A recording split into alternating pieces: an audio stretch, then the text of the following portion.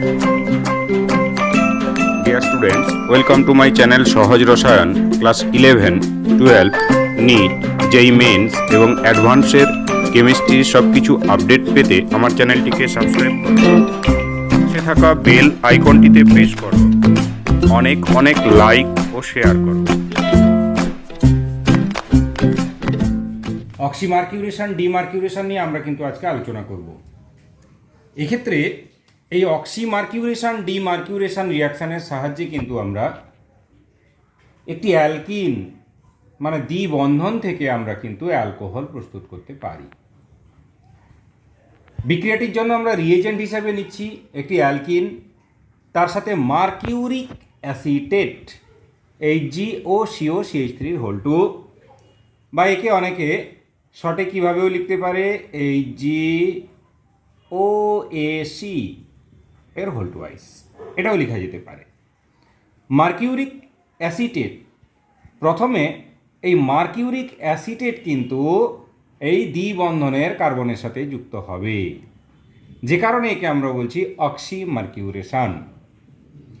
তারপরে কিন্তু এই মার্কিউরিক অ্যাসিটেট গ্রুপটি আবার বেরিয়ে যাবে, যে কারণে এর নাম হচ্ছে ডিমার্কিউরেশন। আমরা দেখতে পাচ্ছি একটি ডাবল বন্ডকে যখন মার্কিউরিক অ্যাসিটেট দিয়েছি ইন প্রেজেন্স অফ অ্যাকোয়াস জলীয় THF, THF এর নাম কি? টেট্রা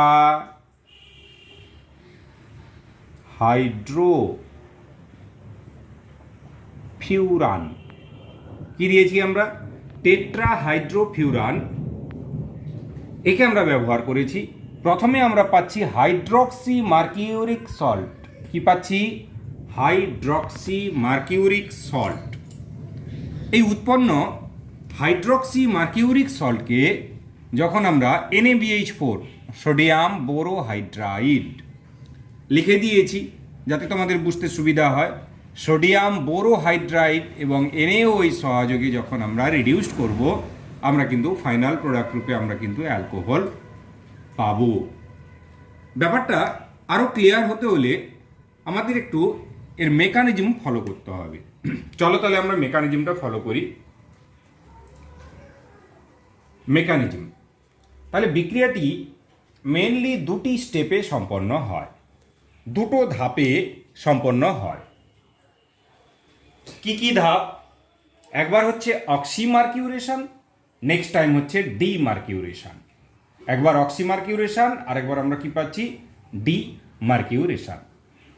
নিয়েছি আমরা alkyne RCH double bond CH2, এর সাথে আমরা কার বিক্রিয়া ঘটাচ্ছি? HgOCO CH3 বা HgOAC কাজের সুবিধার জন্য তাহলে আমরা এইভাবেই লিখতে পারি। আমি HgOAC দিয়েই লিখছি, HgOAC।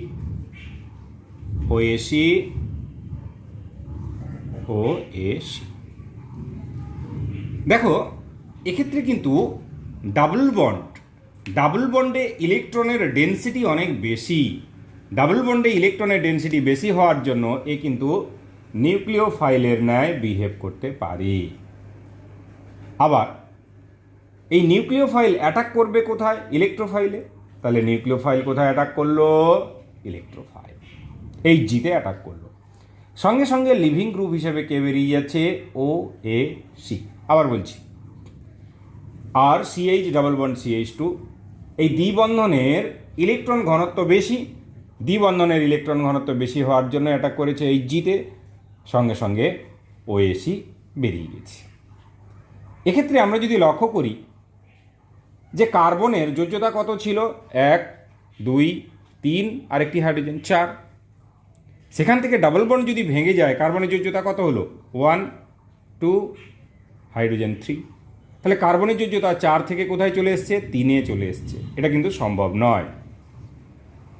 কার্বনের যোজ্যতা 4 পূরণ করার জন্য Hg মার্কারিতে যে লোন পেয়ার ছিল সেই লোন পেয়ার এসে কার্বনের সাথে যুক্ত হয়ে গেল। তাহলে লোন পেয়ার এসে কোথায় যুক্ত হলো? কার্বনের সাথে এসে যুক্ত হলো। তাহলে ইন্টারমিডিয়েট কম্পাউন্ড রূপে আমরা কি পাচ্ছি? ইন্টারমিডিয়েট কম্পাউন্ড রূপে আমরা পাচ্ছি single bond CH, single bond CH2 ও A C ইন্টারমিডিয়েট কম্পাউন্ড রূপে আমরা পাচ্ছি কি এই ধরনের একটি ইন্টারমিডিয়েট কম্পাউন্ড, যাকে আমরা বলছি সাইক্লিক ইন্টারমিডিয়েট। সাইক্লিক কেন বলছি? বৃত্তাকার বা বলয়াকার একটি ইন্টারমিডিয়েট কম্পাউন্ড, এটি আমরা পেলাম কি সাইক্লিক ইন্টারমিডিয়েট।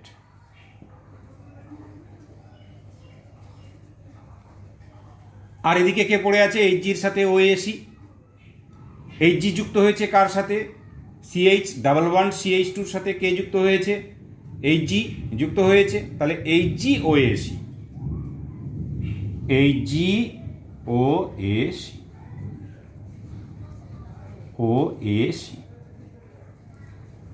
এবার দেখো এক্ষেত্রে কার্বনের ডাবল বন্ড থেকে ইলেকট্রন মাইগ্রেট করেছে, কার্বনের দ্বি বন্ধন থেকে ইলেকট্রন বেরিয়ে গেছে।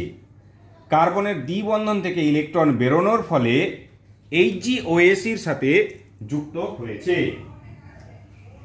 এক্ষেত্রে আমরা ভাবতে পারি যে Hgর মাথায় যে প্লাস চার্জ গঠিত হয়েছে, Hgর মাথায় কে গঠিত হয়েছে? প্লাস চার্জ গঠিত হয়েছে।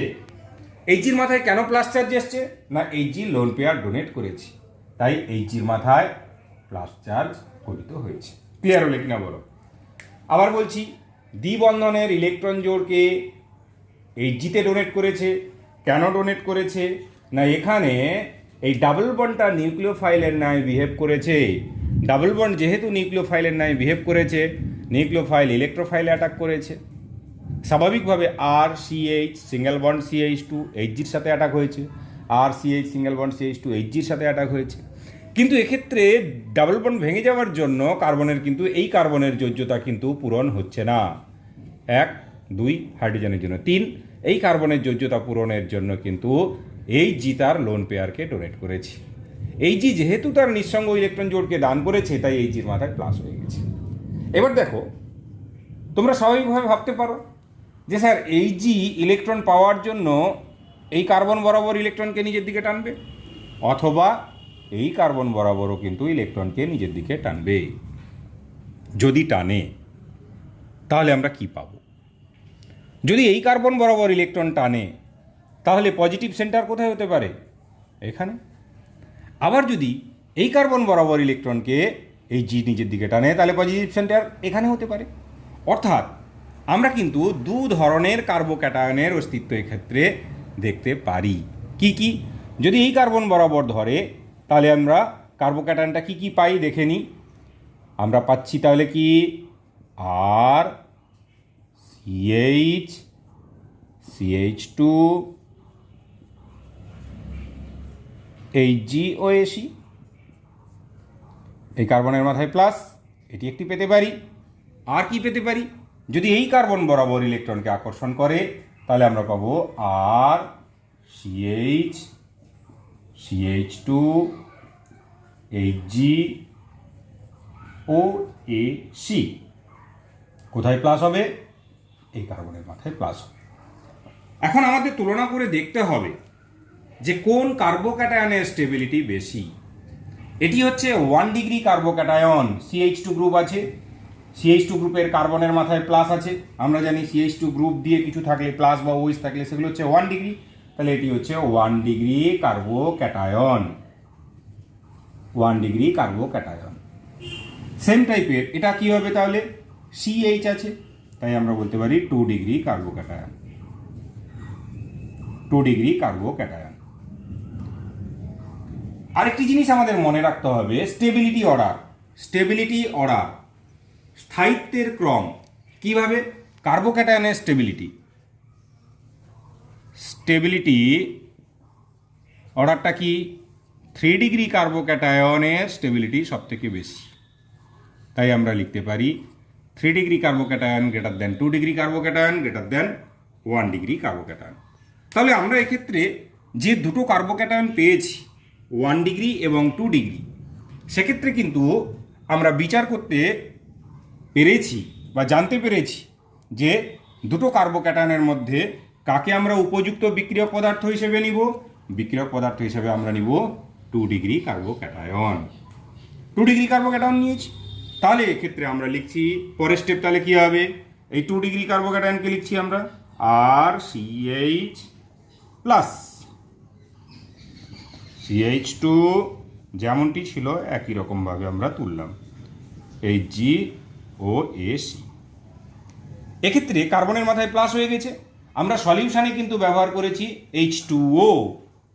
H2O অর্থাৎ জল, তার 2 জোড়া নিঃসঙ্গ ইলেকট্রন জোড় আছে, 1 জোড়া নিঃসঙ্গ ইলেকট্রন জোড় দিয়ে কার্বনে অ্যাটাক করছে।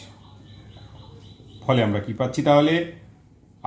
RCH, অক্সিজেন যেহেতু নিঃসঙ্গ ইলেকট্রন জোড় দিয়েছে, তাহলে আমরা লিখতে পারি OH2 প্লাস আর 1 জোড়া নিঃসঙ্গ ইলেকট্রন আছে CH2, এদিকে কি পেলাম? HgOAc। ওকে, এবার দেখো অক্সিজেনের কিন্তু তড়িৎ ঋণাত্মকতা অনেক বেশি। অক্সিজেনের তড়িৎ ঋণাত্মকতা অনেক বেশি। অক্সিজেনের তড়িৎ ঋণাত্মকতা বেশি হওয়ার কারণে আমরা কি দেখতে পাচ্ছি?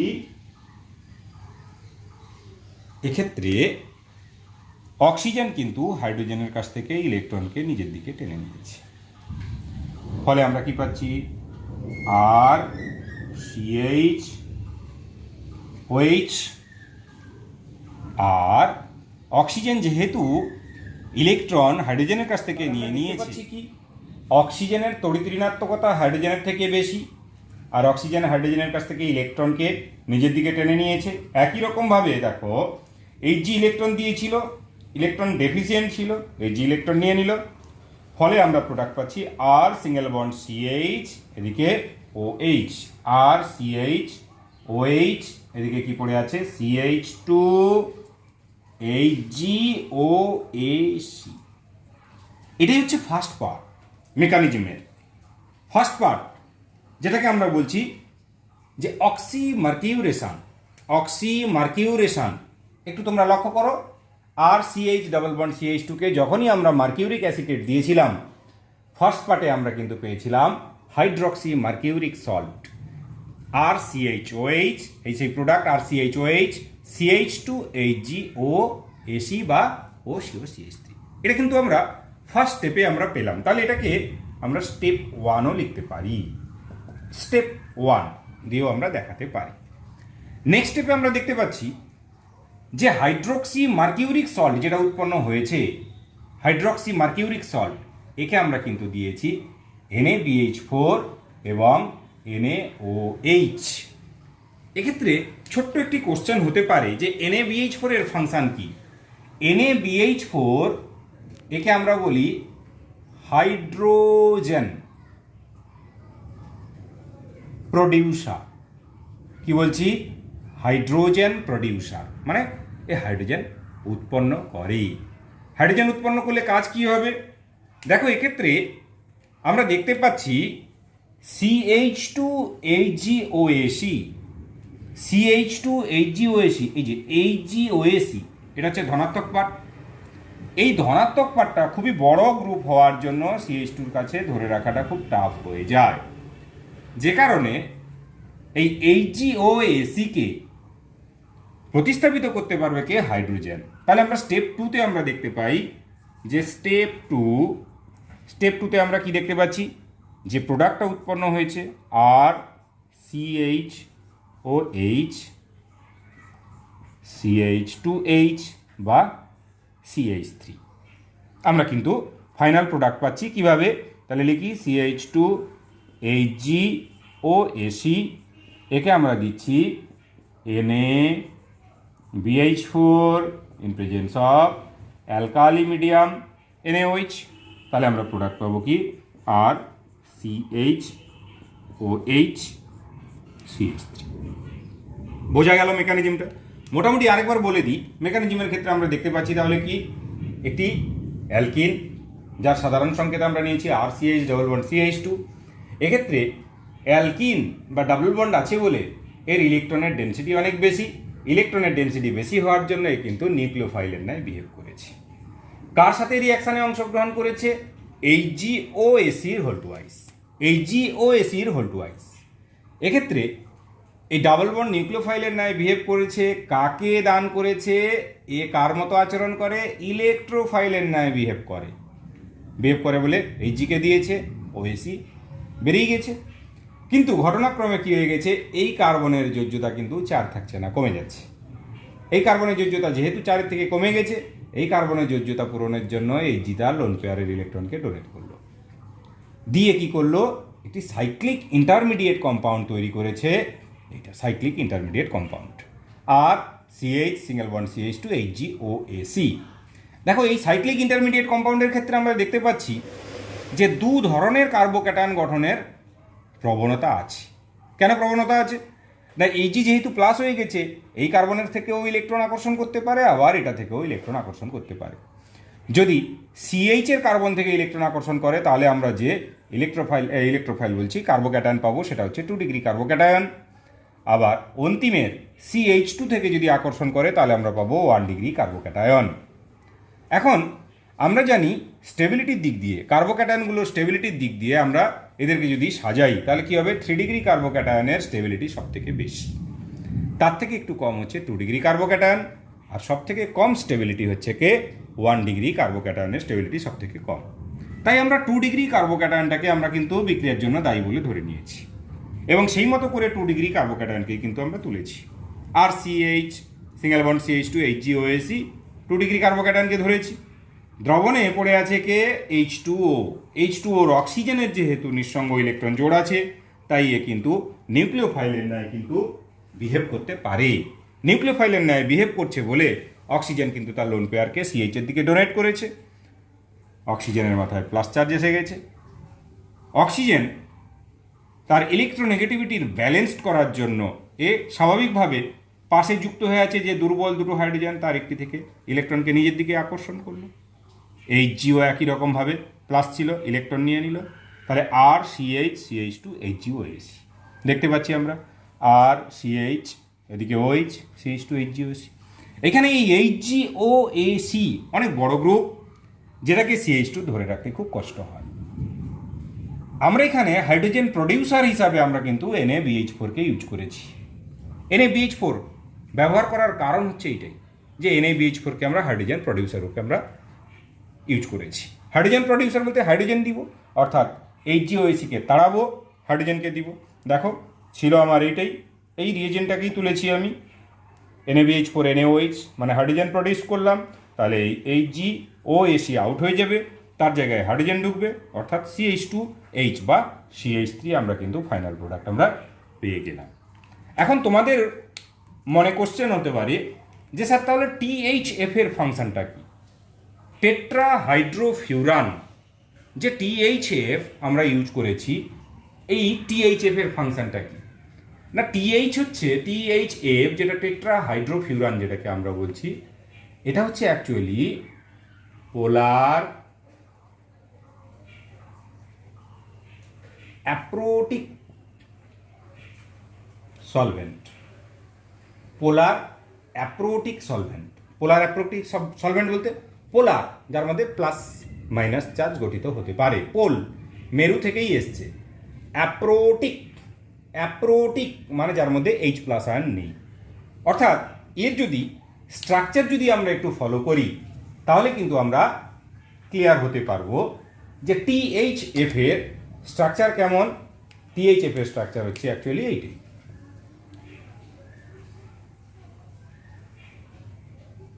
টেট্রাহাইড্রোফিউরান। অক্সিজেন আছে দেখো, কিন্তু এই অক্সিজেনের সাথে কোনো হাইড্রোজেন যুক্ত নেই। তাহলে এই পোলার অ্যাপ্রোটিক সলভেন্টকে আমরা রিয়াকশানের জন্য আমরা কিন্তু ইউজ করেছি। কেন ইউজ করেছি? না, পোলার অ্যাপ্রোটিক সলভেন্টের ক্ষেত্রে আমরা দেখতে পাচ্ছি কি, এটা সলভেন্ট স্টেবিলিটি বাড়ায়। কার স্টেবিলিটি বাড়ায়? ক্যাটায়নের স্টেবিলিটি বাড়ায়। এক্ষেত্রে ক্যাটায়ন হিসেবে আমরা দেখতে পেয়েছিলাম যে 2 ডিগ্রি কার্বোক্যাটায়ন এবং 1 ডিগ্রি কার্বোক্যাটায়ন উৎপন্ন হয়েছিল। 2 ডিগ্রি কার্বোক্যাটায়ন এবং 1 ডিগ্রি কার্বোক্যাটায়ন, এই যে 2 ডিগ্রি কার্বোক্যাটায়ন বা 1 ডিগ্রি কার্বোক্যাটায়ন উৎপন্ন হয়েছে। বিক্রিয়ার জন্য দায়ী গ্রুপ হচ্ছে 2 ডিগ্রি কার্বোক্যাটায়ন। এই 2 ডিগ্রি কার্বোক্যাটায়নের স্টেবিলিটি বাড়াচ্ছে কে? এই পোলার অ্যাপ্রোটিক সলভেন্ট। আরেকটি পয়েন্ট কি বলছে, NaBH4 কে আমরা ইউজ করেছি সোডিয়াম হাইড্রোজেন প্রডিউসার রূপে।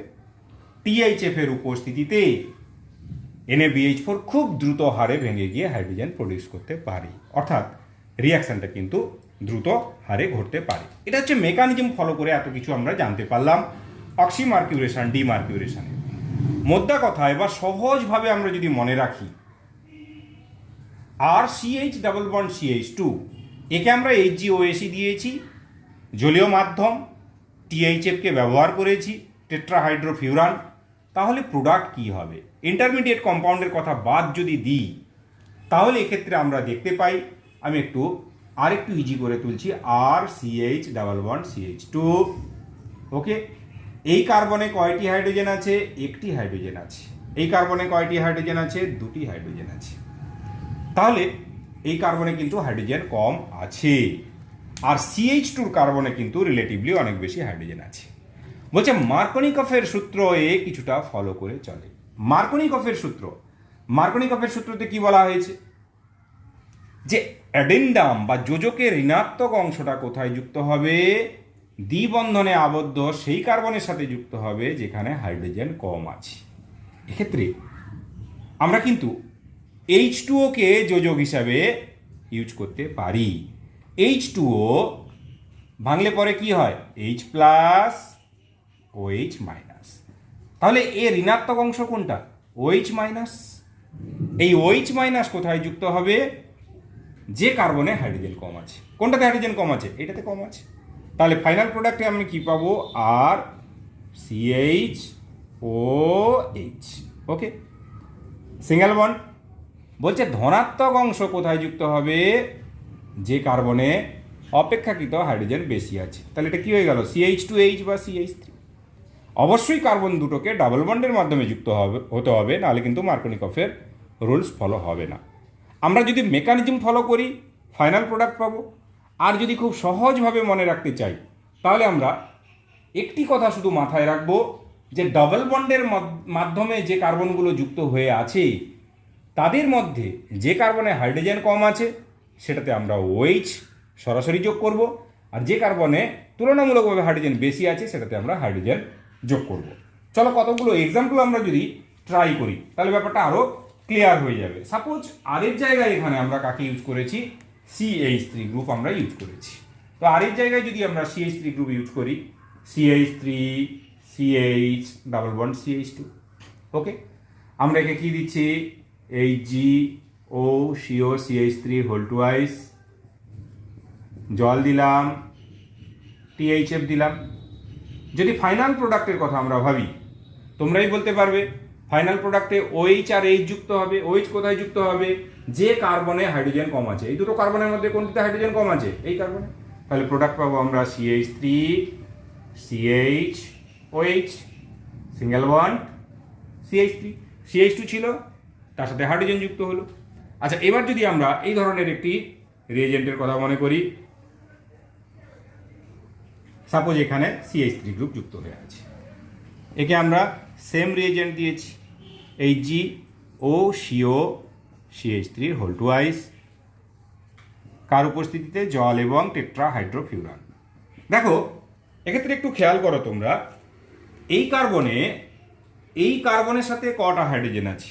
এই কার্বনে কিন্তু অ্যাকচুয়ালি কোনো হাইড্রোজেন নেই, কারণ যোজ্যতার মধ্যে 1 নম্বর যোজ্যতা, 2, 3, 4 চারটি যোজ্যতা পূরণ আছে, তাই এই কার্বনে কোনো হাইড্রোজেন নেই। তাহলে স্বাভাবিকভাবে এই কার্বনে OH যুক্ত হবে, আর দ্বিবন্ধনে এই যে কার্বনটা যুক্ত হয়ে আছে এর সাথে কে হবে? হাইড্রোজেন যুক্ত হবে। তাহলে আমরা প্রোডাক্ট কি লিখতে পারি? প্রোডাক্ট আমরা লিখতে পারি এরকম, OH CH3। ওকে, তোমাদের জন্য একটি হোমওয়ার্ক আমি দিলাম, তোমরা করে দেখাবে আমাকে। এই কম্পাউন্ডটিকে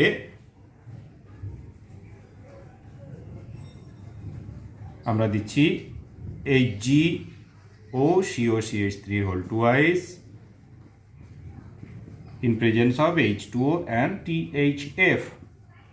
ফাইনাল প্রোডাক্ট কি হবে? তোমরা আমাকে কিন্তু কমেন্ট করে জানাবে। Okay, by.